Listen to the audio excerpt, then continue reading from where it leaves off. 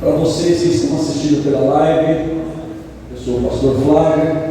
Nós estamos locados aqui na Avenida Ragueb Shop 7617. Em breve, e mais de um endereço, lá na Rua Baleia, número 58, no conjunto habitacional Santa Etelvina 2. Então, temos aí essas duas portas para você que quer nos conhecer, quer estar conosco, ouvir uma palavra, ser aqui deliberada pelo Espírito Santo sobre a tua vida. Venha fazer parte conosco, não perca a oportunidade. Eu, o pastor Pereira, juntamente com o evangelista Fernando, estaremos aqui para deliberar sobre a tua vida aquilo que o Espírito Santo direcionar. Amém? Sem mais delongas, abra suas Bíblias em 2 Timóteo, capítulo 4.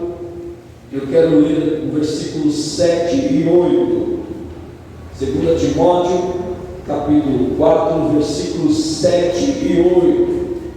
Eu tenho certeza que todos aqui nesta casa, e talvez você que está assistindo pela live, já tenha ouvido falar de Paulo.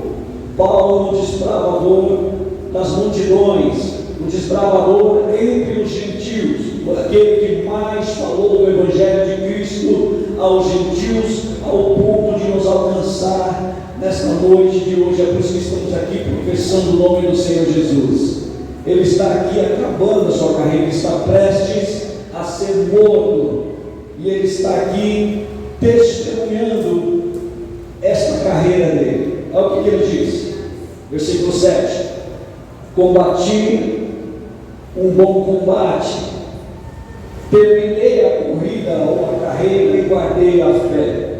Agora me está reservada a coroa da justiça, que o Senhor, o justo juiz, me dará naquele dia, e não somente a mim, mas também a todos que amam a sua vida. Senhor Jesus, eu quero te agradecer por mais essa oportunidade. Que o Senhor venha deliberar mais uma vez sobre a nossa vida, meu Pai, segundo o Teu Espírito Santo nos ordenar. Que Ele venha falar mais alto em nosso coração, e que nós possamos sair daqui, meu Pai, com a real noção de quem Tu és. Que possamos, meu Deus, dar testemunho de quem Tu és, aonde estivermos e conforme estivermos, Senhor Jesus. Que esse Espírito Santo venha nos lembrar de cada palavra que vivemos aqui nesta noite, para caminharmos por ela pecar contra Ti. É o que nós te pedimos e desde já te agradecemos. Você vai se assentar aplaudindo e glorificando o nome do Senhor Jesus. Amém. Aleluia. Graças a Deus. Eu tenho certeza que alguns aqui, se não todos, estão passando por lutas neste pesado momento. E se eu perguntar aqui, eu tenho certeza que todos vão dizer: estou passando sim por provas, estou passando por lutas, pastor. Agora eu digo a você, pergunto a vocês: quem é o inimigo de vocês? Contra quem vocês estão lutando? Talvez alguém aqui, vai dizer: com as situações corriqueiras do dia a dia, com as situações corriqueiras do meu lar, quem sabe do meu trabalho, alguém está lutando aqui. Eu tenho certeza que tem passado lutas, e Paulo não foi diferente. Ele disse que ele combateu um bom combate, e ele acabou a carreira e guardou a fé. Mas contra o que Paulo lutava? Se você não consegue ainda identificar o seu inimigo, vamos tentar identificar o inimigo de Paulo. Paulo foi um dos que mais sofreu represálias quanto à pregação do Evangelho. Imagina Paulo chegando na cidade, desbravando entre os gentios, entre os incrédulos, entre os romanos, entre os gregos, que eram terríveis. Eles não só suprimiam a pregação da palavra, como eles roubavam, eles matavam, eles apedrejavam aqueles que tentavam falar do Evangelho de Cristo. Será que os inimigos de Paulo eram estes?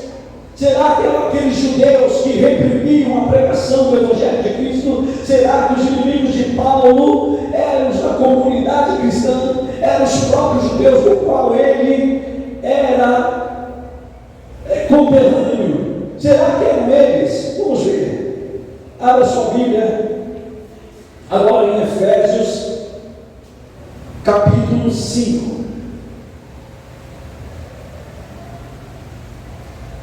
Efésios capítulo 5.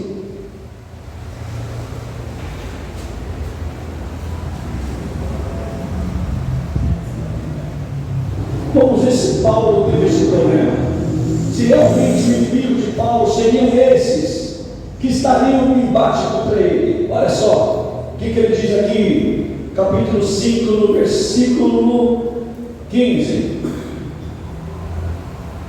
Tenham cuidado com a maneira com que vocês vivem, que não sejam como insensatos, mas como sábios, aproveitando o máximo de cada oportunidade, porque os dias são maus. Ele está falando aos Efésios, uma igreja em que ele pouco tempo passou. Imagine, ele abriu o ministério, ele abriu a igreja em Éfeso, e ele teve que se afastar, porque o povo reprimiu a pregação do Evangelho. Só que antes dele se afastar, ele deixou uma igreja fundada, e agora ele está falando para essa igreja, para eles serem, ou para eles conviverem em comunidade como sábios e não insensatos. Versículo 16: aproveitando o máximo, porque os dias são maus. Versículo 17: portanto, não sejam insensatos, mas procurem compreender qual é a vontade do Senhor.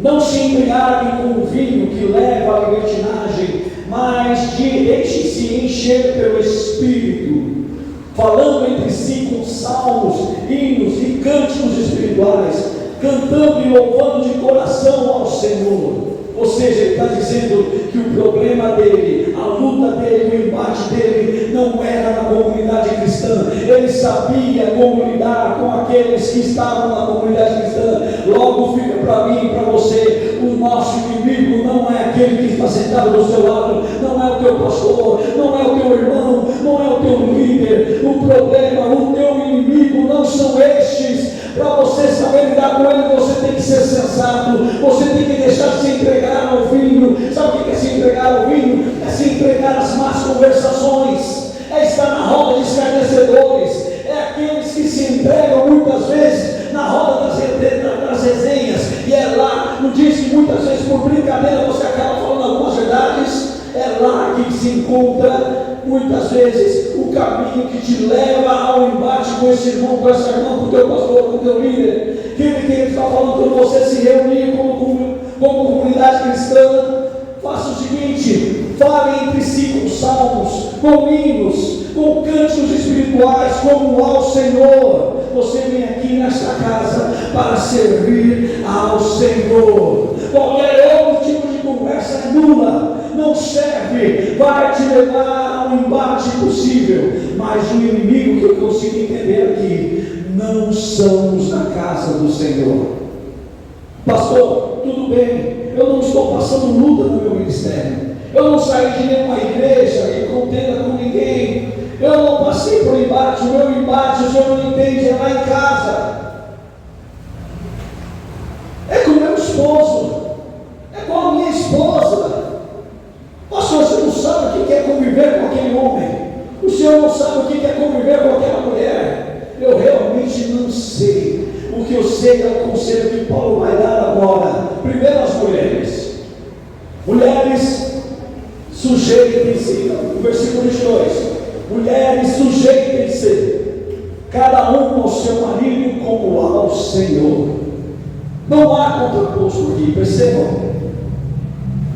Não há contraposto, não há uma negociação. Mas pastor, você não conhece o sujeito. Ele chega em casa, bêbado muitas vezes, sabe, vindo para o embate, tentando me agredir, tentando me levar a tomar as vias de fato. Mas a palavra de Deus está falando para que você se sujeite a Ele como mulher. E por que se sujeitar a Ele? Porque foi o homem que você escolheu. Se você escolheu este homem, com certeza alguma coisa te chamou a atenção nele. Ele está dizendo: sujeite-se ao teu marido como ao Senhor. Pois o marido é o cabeça da mulher, como também Cristo é o cabeça da igreja, que é o seu corpo, do qual Ele é Salvador. Assim como a igreja está sujeita a Cristo, também as mulheres estejam em tudo sujeito aos maridos, mas só em parte, em tudo. Agora, para os maridos, ame cada um a sua mulher, assim como Cristo amou a igreja e se entregou por ela, para santificá-la, tendo purificado pelo lavar da água mediante a palavra, e para apresentá-la a si mesmo como igreja gloriosa, sem mancha, nem ruga ou coisa semelhante. Glória a Deus. Lendo essa palavra, o que acontece muitas vezes que leva o casal à luta conjugal, o embate entre marido e mulher? Muitas vezes é o não obedecer a essa palavra, é o desobedecer essas diretrizes que Deus dá. Porque se a mulher é sujeita, e se o homem dá a vida por ela, como Cristo deu pela igreja, não vai ter embate neste casamento. Então o teu inimigo não é o teu marido, não é a tua esposa. Ah, pastor, o meu problema realmente, eu nem casei ainda, eu sou apenas um filho, eu nem busquei namorar ainda. Olha só o que Paulo diz agora no capítulo 6, versículo 1. Filhos, obedeçam seus pais no Senhor, porque isso é justo. Também não há contraposto aqui. A obediência dos filhos é uma obrigação, porque é justo. Mas de repente nós estamos falando de um jovem, aquele que já está crescendo, já está na fase juvenil. Olha o que ele diz: honra o teu pai e a tua mãe. Este é o primeiro mandamento com promessa, para que tudo corra bem e tenhas longa vida sobre a terra. Aleluias. Percebam que é tudo questão de obediência. Eu percebo aqui que o seu inimigo, ou contra quem você tem que lutar, não é com teu pai, não é com tua mãe. Tudo que você tem que fazer é obedecer essa palavra e tudo te irá bem. Pastor, mas de repente nós estamos falando de alguém que já cresceu, um filho que já cresceu, um filho que está buscando agora o seu primeiro emprego. Ele vai dizer para mim, quem sabe, talvez você esteja nesse momento agora: o meu problema é o meu patrão, ele me trata mal, pastor. Pastor, ele me coloca os piores serviços para eu fazer. O meu inimigo é o meu patrão. Será que é mesmo? Olha só o que Paulo diz agora no versículo 5 do capítulo 6. Escravos ou trabalhadores, obedeçam seus senhores com respeito e temor, com sinceridade de coração, como a Cristo. Obedeçam-lhes, não apenas para agradá-los quando eles observam, mas como escravos de Cristo, fazendo de coração a vontade de Deus. Talvez se o teu patrão tem sido um problema para você, talvez é porque você não está trabalhando para ele como se estivesse trabalhando para Deus. Então ele vai ser um peso na tua vida mesmo. Percebam, é tudo uma questão de obediência, obedecer a palavra, obedecer as diretrizes da palavra. Então o que significa aqui? O teu patrão não é o teu inimigo. Pastor, então quem é o meu inimigo? Vamos continuar. Agora no versículo 10. É como Paulo estivesse terminando de escrever a carta aos Efésios. E ele diz: finalmente, fortaleçam-se no Senhor e na força do seu poder. Vistam toda a armadura de Deus, para poderes ficar firmes contra as ciladas de quem? Do diabo. Logo eu consigo identificar que o meu inimigo não são pessoas, não são os meus pais, não são o meu marido ou a minha esposa, não é o meu patrão, é o diabo. Será que isso é mesmo verdade? Quem foi que colocou ele como principal embatedor da minha vida? Quem foi que colocou ele como o primeiro que se levanta para derrubar a minha vida, que se levanta para lutar comigo? Quem foi que colocou ele? Abra agora a palavra em Gênesis capítulo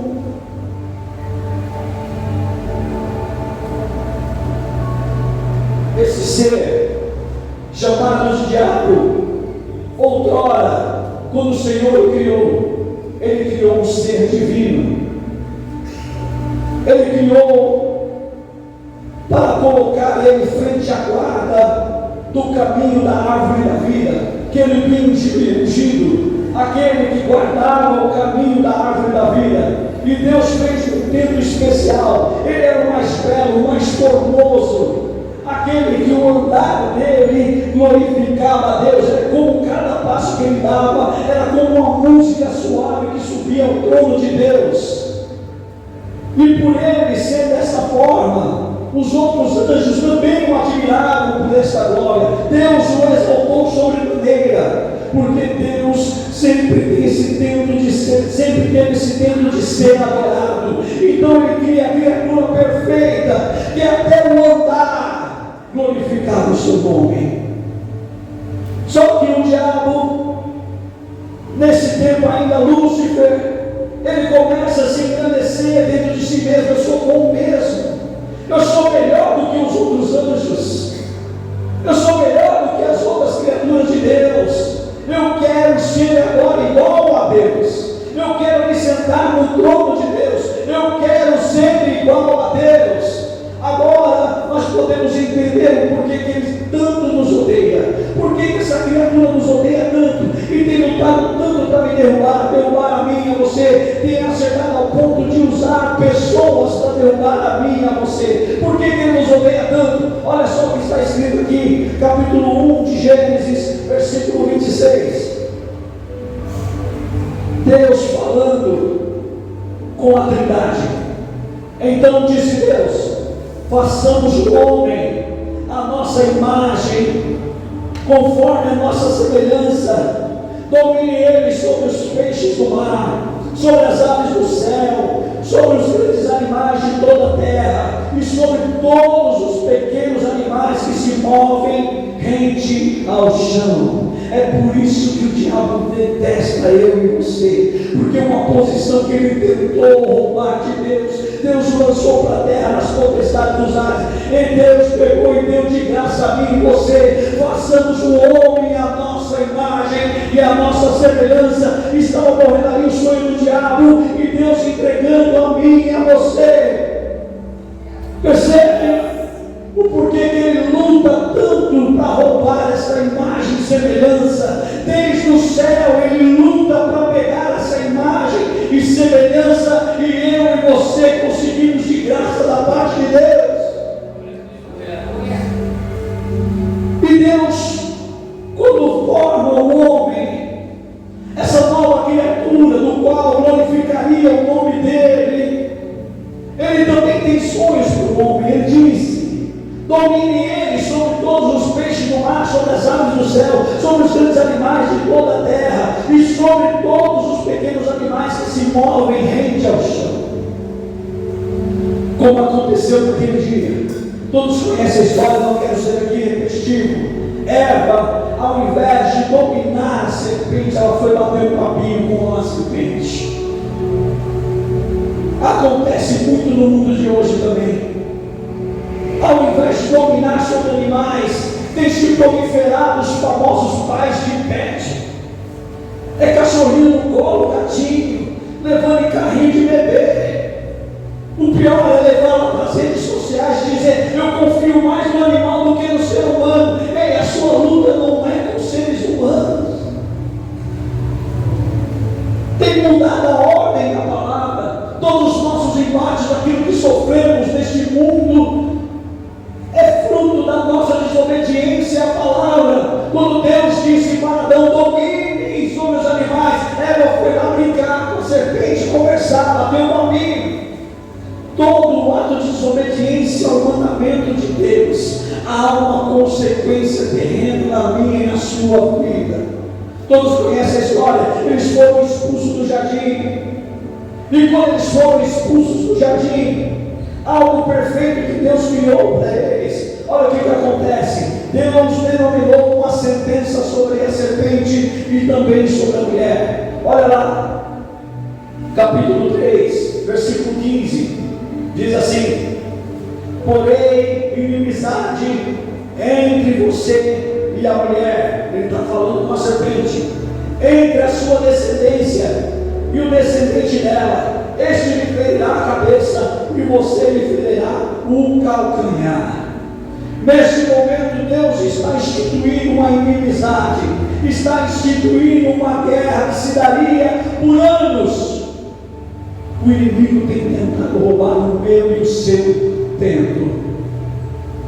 Vários embates em diversas áreas sofrendo todos os dias, ao ponto de usar pessoas para te tirar o centro da vontade de Deus. Deus instituiu esse embate. Volta lá em Efésios. Como que eu posso vencer o inimigo? Como que eu posso viver esse versículo 11 do capítulo 6 de Efésios? Vistam toda a armadura de Deus para poderem ficar firmes contra as ciladas do diabo. Versículo 12: pois a nossa luta não é contra a carne nem contra o sangue ou seres humanos, mas contra poderes e autoridades, contra os dominadores deste mundo de trevas, contra as forças espirituais do mal nas regiões celestiais. A minha luta, sabe o que eu percebo aqui? Talvez eu tenha lutado a minha vida inteira, talvez você esteja lutando até agora contra inimigos errados. Você tem lutado contra o seu pai, contra a sua mãe, contra a sua esposa, contra o seu filho, contra o seu chefe, contra os irmãos da igreja. E a nossa luta não é contra carne e sangue, é contra principados e potestades. A inimizade que Deus colocou foi entre o inimigo e a semente da mulher. Quem é a semente de mulher, senão eu e você, através de Cristo Jesus? Aleluia! Nós passamos uma vida lutando contra coisas erradas e muitas vezes culpando Deus pelas nossas derrotas. Culpando Deus, você não está vendo? Você não está vendo que eu estou passando todos os dias da minha casa, eu não suporto mais. E Deus fica de lá, eu te entreguei um manual na mão. É só ler, é só observar. Para mim, como filho, o que me resta? Ser obediente. Quando crescer um pouquinho, honrar o meu pai e minha mãe. Tem filho que não está nem aí para o conselho de pai e mãe. A perspectiva de vida do Brasil baixou. Jovens, as que mais morrem são jovens de 20 a 30 anos de idade. E muitos deles você vai perguntar: o que aconteceu? Não ouviu o conselho de pai e mãe. Não honra pai e mãe. Percebam, é tudo questão de obedecer a palavra. Deus está falando domínio e nós estamos nos entregando aos principados e potestades. Estamos caindo no erro de Eva mais uma vez, batendo um papinho com o demônio, mas eu posso dominar, pastor. Um trago só não tem nada a ver, um copinho só, eu consigo dominar. Estão caindo no mesmo pecado de Adão e Eva, correndo o risco de perder o jardim. Paulo está dizendo agora aos Efésios: vocês têm que se revestir. Na força do braço de vocês não vão conseguir. Vocês precisam se revestir. Versículo 13: por isso vistam toda a armadura de Deus. Não pode ser só parte, tem que ser toda, para que possam resistir no dia mau e permaneçam inabaláveis depois de terem feito tudo. Você vai passar por luta sim dentro da sua casa, dentro da igreja talvez, lá no seu trabalho. Talvez você não se entenda com seu pai até hoje. Pai, pastor, eu quero honrar o meu pai, mas meu pai não está nem aí para mim. Só que a palavra está dizendo que se eu me revestir da armadura de Deus, eu vou passar por tudo isso e vou permanecer firme. Qual a grande expectativa de Deus para nós, seres humanos? Imagem e semelhança dele é que nós permaneçamos firmes. Por quê? Porque se nós somos filhos dele, se nós somos imagem e semelhança dele, o que a Bíblia revela sobre ele? Eu sou o mesmo ontem, hoje e serei eternamente. Eu não mudo.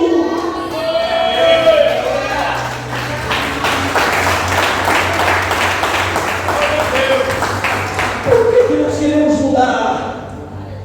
Basta a pessoa contrariar, a gente já está deixando, não vou deixar assim para isso mesmo. Não, resista, esteja firme contra os embates do inimigo, não são as pessoas. Ore para o que está por trás dessas pessoas que têm se levantado. São as ciladas do diabo. É ele que está contra essa pessoa, ou contra esse ser perfeito que Deus fez. Eu e você, imagem e semelhança dele. Versículo 14. Assim, mantenham-se firmes, cingindo-se com o cinto da verdade. Olha só que interessante. A primeira ou mais importante peça do vestuário de um soldado, quando vai vestir a armadura, é o cinto. O cinto é que abraça toda a armadura. Se o soldado compor as outras peças de uma armadura e não colocar o cinto, ele não está pronto para a guerra. A principal parte de uma armadura de um soldado é o cingir dos lombos com o cinto. Ele tem que estar bem apertado. E por que é a primeira peça? Porque é a peça que protege o ventre do soldado. É a peça que vai segurar a couraça. É a peça que vai segurar também a proteção das pernas. É no cinto que fica embanhada a espada, ou a bainha da espada. Então a principal peça da armadura do soldado é o cinto. E ele está dizendo aqui para mim e para você: a primeira peça que você vai usar quando você vem para o Evangelho, quando você quer caminhar por essa palavra e lutar contra o inimigo certo, que é o diabo, é o cinto da verdade. Que verdade, pastor? A palavra de Deus. Esta é a verdade a meu e seu respeito. Talvez alguém aí fora tenha falado algo ao meu e teu respeito que não condiz com a verdade, mas é o seguinte: eu não conheci a verdade. O que a Bíblia fala sobre conhecer a verdade? Conhecereis a verdade e ela te libertará. Se você está na maravilhosa luz de Deus, o teu passado já não importa mais. O que importa é a verdade que Deus tem sobre mim e você desfrutará. Então abraça essa verdade, cinja os meus lombos com essa verdade, viva essa verdade. Mas alguém vai se levantar para falar: pastor, lembrar do meu passado, não importa, eu vivo a verdade. A segunda peça, ele diz para vestir a couraça da justiça. Quando eu venho para a igreja, quando eu levanto as minhas mãos e aceito Jesus, eu venho cheio de pecados, eu venho com delitos cometidos que muitas vezes eu me envergonho. Os meus sentimentos chegam aqui quebrados diante de Deus, e Deus purifica. A primeira coisa que Ele faz quando você levanta a mão e Ele perdoa os teus pecados, sabe o que Ele diz? Deles eu não me lembrarei mais.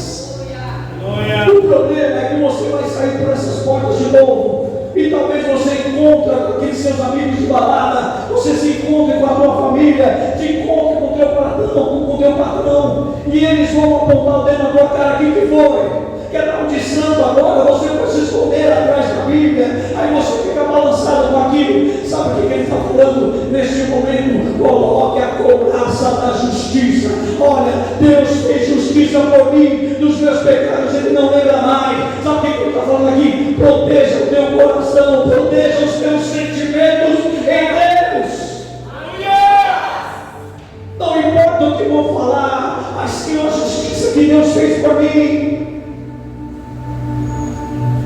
A outra peça que diz: uma vez que eu venho para o Evangelho, uma vez que eu me apeguei à verdade de Deus, eu medito nela de dia e de noite, eu protejo em oração os meus sentimentos, aquilo que falavam de mim já não me toca mais, eu estou firme, pastor. O que me resta agora? Há uma caminhada aqui dentro também, há uma caminhada lá fora para você agora dar em novidade de vida. Olha o que ele diz para mim, para você: para calce os seus pés com a prontidão do Evangelho da paz. Porque com certeza alguém vai colocar em xeque o que eu e você estamos vivendo. Alguém vai querer falar: é mentira, está se fazendo, é fogo de palha, já acaba. Nesse momento aí você pensa, se é na vida criatura, eu vou partir para o embate, eu vou me defender. Como é que foi que Jesus andou nessa no rosto dele, cuspiram nele, diziam atrocidades sobre ele, e ele não abria a boca, como se não para abençoar, dizendo: Pai, perdoa-lhes porque não sabem o que fazem. Quando eu calço o evangelho da paz e alguém tenta vir no embate comigo, eu estou em paz. Então eu começo agora a orar pela vida daqueles que me perseguem. Isso é causar o evangelho da paz, é estar preparado, seguindo as pisaduras do meu mestre. Aleluia. Versículo 16. Além disso, usem o escudo da fé, porque com certeza você se converteu, você está com seus sentimentos protegidos, você está seguindo as pisaduras do Mestre Jesus. Mas vai para sempre alguém lançando palavras de maldição ao meu, ao teu respeito. Imagina eu estar pregando agora em cima do púlpito e chegar agora aqueles que estavam na vida errada comigo e sabe começar dizendo uma série de atrocidades, lançando palavras contrárias. Tudo que eu coloco a mão não vai dar certo. Sabe como é que eu me protejo? Usando o escudo da fé. Alguém que me diz: por que eu tenho que usar o escudo da fé? Com a qual vocês poderão apagar todas as setas inflamadas do maligno. Toda palavra contrária contra mim a você não prosperará, porque a nossa fé está em Deus. Aleluia. Use o escudo da fé. Versículo 17. Usem o capacete da salvação. Isso está falando de caminhada. Eu vim para a igreja, eu aceitei a Jesus, eu estou abraçado com a fé, eu tenho protegido os meus sentimentos nele, eu tenho tomado o escudo dia a dia, porque para a gente viver nesse dia a dia, e dias que são maus, como a própria Escritura está dizendo, eu tenho que ter muita fé, eu tenho que ter muita fé em Jesus, para não deixá-lo. O que eu tenho em mente para continuar caminhando? O capacete da salvação. Alguém vai chegar e perguntar para você: por que você aguenta tanta luta na sua vida? Você vai dizer: porque Jesus me salvou e um dia eu almejo encontrá-lo nas alturas. Então eu estou utilizando o capacete da salvação. A minha cabeça, a minha mente estão direcionadas à salvação de Cristo. Aleluia. E aí tem mais. Use a espada do Espírito. A sua luta, como Paulo disse, que combateu um bom combate. Realmente nós lutamos, mas a nossa espada é diferenciada. É a espada do Espírito. Você vai aprender a lidar com as pessoas segundo os frutos do Espírito, que é longanimidade, paciência, benignidade, autocontrole, domínio próprio. Isso é utilizar a espada do Espírito. Não é algo que vai ferir alguém, é algo que vai trazer para perto de você, porque a sua luta não é contra a carne e contra o sangue, mas contra principados e potestades. Sempre que você entra no embate dentro da sua casa, no seu trabalho, na igreja, sabe quem fica aplaudindo de fora? O teu inimigo, o teu verdadeiro inimigo, que não são pessoas, é o diabo. Então ele está dizendo para nós usarmos toda a armadura. Vocês viram agora a descrição de todos os itens dele. Pastor, como é que eu faço isso? Como que eu uso essa armadura? Como que eu uso essas armas? No momento que alguém se levantar contra você, fazendo aquilo que muitas vezes te desagrada, te leva a um sentimento de derrota. Olha o que você tem que fazer no versículo 18. É neste momento que você vai usar a armadura. Orem em espírito em todas as ocasiões. Se alguém se levantou, não vá para o embate não. Não vá discutindo, dobre os joelhos e começa a orar. Eu não sei qual a luta, o tamanho da luta que você está enfrentando, eu não sei, realmente eu não sei. Eu sei que independente do tamanho da luta, nós temos um general que nunca perdeu uma batalha, e é o espaço dele que nós estamos seguindo. Glória a Deus. E ele está dizendo: ore em espírito em todas as ocasiões, com toda a oração oração e súplica. Tendo isto em mente, estejam atentos e perseverem em oração. Queridos, não é orar um dia e de repente você vê que não deu certo e dizer, não deu certo, meu Deus nem me ouviu, eu não sou digno de ser ouvido por Deus. Ele está falando, não deu certo hoje, mas continue perseverando em oração. Continue que uma hora essa situação vai mudar na sua vida, em nome de Jesus.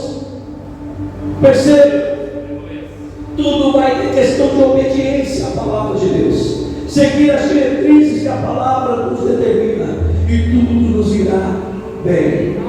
Então agora você já aprendeu que está diante desse Deus, revestido de toda a armadura e firme, é estar em espírito de oração constante. Irmão Rosângela, eu temos aprendido isso dia a dia. Muitas vezes as situações querem se levantar, querem vir realmente para suplementar a nossa fé, tentar nos fazer desanimar, mas ao passo que nós dobramos os joelhos, meu Deus do céu, não demora muito, a coisa começa a acontecer.